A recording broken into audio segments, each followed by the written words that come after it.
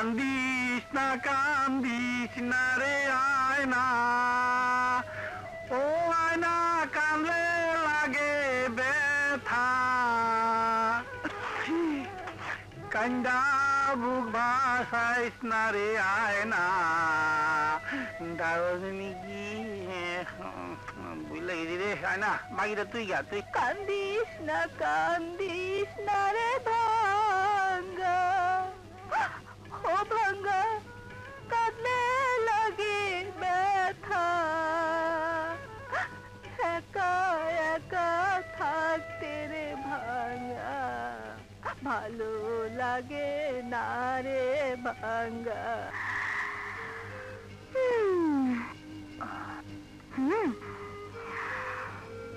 কি ব্যাপার, কথা বলছেন না? কেন বারবার আমাকে বিরক্ত করতে আসেন? দেবার মতো কি পরিচয় আছে আমার? আর একজন সন্ত্রাসী, ষোলানা সন্ত্রাসী, বাস। শুধু সন্ত্রাসী যদি হবেন তাহলে সেদিন কেন আমার ইজ্জত বাঁচিয়েছিলেন? আমার চোখের সামনে কাউকে অপমানিত হতে দেখলে খারাপ লাগে, তাই। এই খারাপ লাগার অপর নাম মানবিকতা। তার মানে আপনার মানবিক গুণগুলো এখনো আপনাকে ভালো কাজ করার জন্য তাড়া করে। ভালো কাজ? আজ পর্যন্ত আমি কোনো ভালো কাজই করিনি। স্কুলের বই খাতা বিক্রি করে জুয়া খেলেছি, বাবার মতো একজন সৎ মানুষের সমালোচনা করেছি, ঘৃণা চোখে দেখেছি, মানুষের মাথায় আঘাত করে তাদের সম্পত্তি ছিনিয়ে এনেছি। আর কি শুনতে চান? এই ম্যাডাম, লিখতে পারবেন না। কেন? আমার দুর্দশার কথা কাগজে লিখে আপনি ব্যবসা করতে চান, রাতারাতি বড় সাংবাদিক হতে চান? আমি তা হতে দেব না। বড় সাংবাদিক আমি হতে চাই না। আপনাদের কষ্টের কথা লিখে মানুষকে জানাতে চাই। কেন জানাবেন? যাতে মানুষ আপনাদের ভুল না বোঝে আর আপনারাও মানুষকে ভালোবাসতে শিখেন। কি হবে মানুষের ভালোবাসা পেয়ে? মায়ের ভালোবাসার জন্য যার সারা অন্তর খা খা করছে, তার কাছে দুনিয়ার সব ভালোবাসা তুচ্ছ, তুচ্ছ, সব তুচ্ছ। জানেন মেম সাহেব, একটা কসম আমাকে আমার মার কাছ থেকে অনেক দূরে সরিয়ে দিয়েছে। আমি কমিশনার সাহেবের কাছে আপনার কথা বলবো। কি বলবেন? আমি সন্ত্রাসী নই, এই তো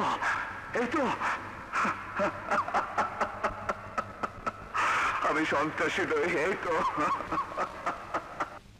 এবার আমাকে বিরক্ত করতে আসেন। দেবার মতো কি পরিচয় আছে আমার? আর একজন সন্ত্রাসী, ষোলানা সন্ত্রাসী, বাস। এই ম্যাডাম, লিখতে পারবেন না। কেন?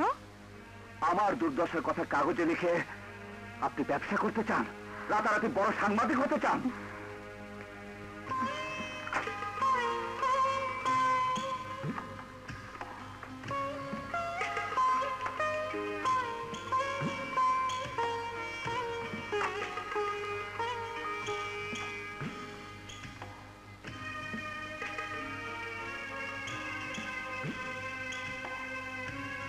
আবারও রাত্রি লেখাপড়া? হ্যাঁ মা, এই তো হয়ে এলো। এই যুবকটিকে জেলের 14 শীতের আড়াল থেকে বের করতে হবে খুব শিগগির। খুব মায়া চেহারা। মায়া না কচু, কসাই, একদম কসাই। ওকে পুলিশের কাছ থেকে ছাড়িয়ে একদিন বাসায় নিয়ে আসিস, দেখবো ছেলেটাকে। আপনারা আমাদের জন্য এই রোদের মধ্যে কষ্ট করে বসে রয়েছেন, এজন্য আমি দুঃখিত। আমি আজ বিশেষ কিছু বলতে পারবো না, কারণ আমি অসুস্থ। আমার জন্য আপনারা দোয়া করবেন। আজকের সবার প্রধান অতিথি জনাব হাবিব খানকে আপনাদের উদ্দেশ্যে কিছু বলার জন্য অনুরোধ জানিয়ে সাথে আমি বিদায় নিচ্ছি। কি হলো, তুমি আবার অসুস্থ হলে কখন? রিঅ্যাকশন খারাপ, আমার হাঁটু কাঁপতেছে। সারা রাত যা মুখস্থ করেছি পাবলিক দেখে সব ভুলে গেছি, তাই তো তোমাকে ধরা দিলাম। যাও।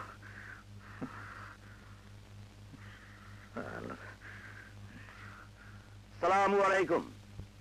রশিদ পাটোয়ারির জনসভায় আমাকে প্রধান অতিথি করা হয়েছে, সেজন্য আমি গর্বিত। কারণ পাটোয়ারি সাহেবের মতো মানুষের চরিত্রের গুণাবলী ব্যাখ্যা করার মতো ভাষা আমার জানা নেই। পাটোয়ারি সাহেবের একটি কৃতিত্ব আমার মনকে বিশেষভাবে নাড়া দিয়েছে। এই এলাকার একজন কুখ্যাত সন্ত্রাসী বহুদিন যাবৎ তার সন্ত্রাসী কার্যকলাপ চালিয়ে যাচ্ছিল। তার অত্যাচারে এলাকার মা বোনেরা পথ চলতে ভয় পেত, এমনকি জোরপূর্বক চাঁদা আদায় করে মানুষের জীবনকে অতিষ্ঠ করে তুলেছিল। বিশেষ করে হিন্দু ব্যবসায়ীদের জন্য সে ছিল ভয়ঙ্কর ত্রাস। সেই ভয়ঙ্কর সন্ত্রাসী যার নাম আপনারা সবাই জানেন, রানা। রশিদ পাটোয়ারি জীবনের মায়া ত্যাগ করে পুলিশকে সহযোগিতা করে রানাকে ধরিয়ে দিয়ে এই এলাকায় শান্তি পুনরায় প্রতিষ্ঠিত করেছেন। আমার ভাই তোমার ভাই, রশিদ ভাই, রশিদ ভাই, আমার ভাই তোমার ভাই, রশিদ ভাই, রশিদ ভাই। থামুন, আপনারা থামুন। আমি নিশ্চিত করে বলতে পারি, রশিদ পাটোয়ারি যতদিন আপনাদের পাশে থাকবে ততদিন কেউ আপনাদের কোনো ক্ষতি করতে পারবে না। তাই আমি আশা করব আগামী নির্বাচনে রশিদ পাটোয়ারিকে আপনাদের মূল্যবান রায় দিয়ে আপনাদের প্রতিনিধি বানাবেন। আমার ভাই তোমার ভাই, রশিদ ভাই, রশিদ ভাই, আমার ভাই তোমার ভাই। স্লোগান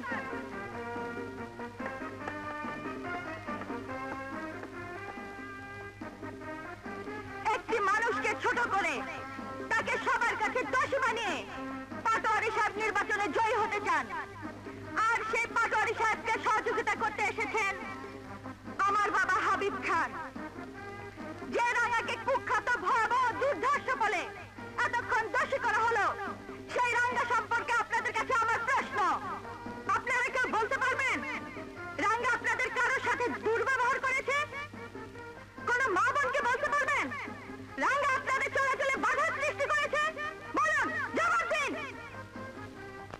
হিন্দু ব্যবসায়ী ভাইদের দোহাই দিয়েছেন আমার পরম শ্রদ্ধেয় বাবা, আপনারা নাকি রাঙ্গার অত্যাচারে অতিষ্ঠ।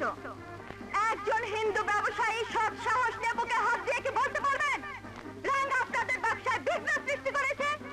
এমন কেউ কি আছেন যিনি বলতে পারবেন রাঙ্গা আপনাদের কাছ থেকে জোরপূর্বক চাঁদা আদায় করেছে? না না, রাঙ্গা আমাদের কাছে কোনদিন চাঁদা চায়নি। তাহলে কেন রাঙ্গা জেলের অন্ধকারে বিনা বিচারে ঢুকে ঢুকে মরছে?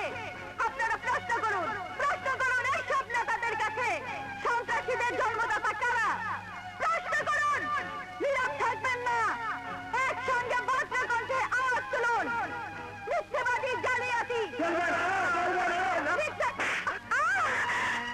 এত বড় সাহস তোমার, পাবলিক মিটিংয়ে দাঁড়িয়ে আমাকে চ্যালেঞ্জ করো, তাও সামান্য 2 টাকার এক হাইজাকারের পক্ষ নিয়ে।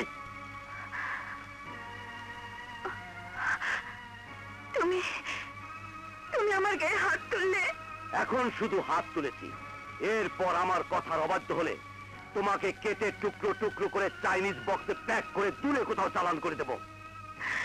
ছি ছি ছি ছি। হাবিব খান নামের যে লোকটির প্রতি আমার এতদিনে যে শ্রদ্ধা, যে ভালোবাসা ছিল, তার ছিল মানে আমি তোর বাবা না? আজ ভরা পাবলিকের সামনে তুমি আমার গায়ে হাত তুলে সেই সম্পর্ককে কলঙ্কিত করেছো। তাই আমি। তুই কি করবি? তুই কি করবি?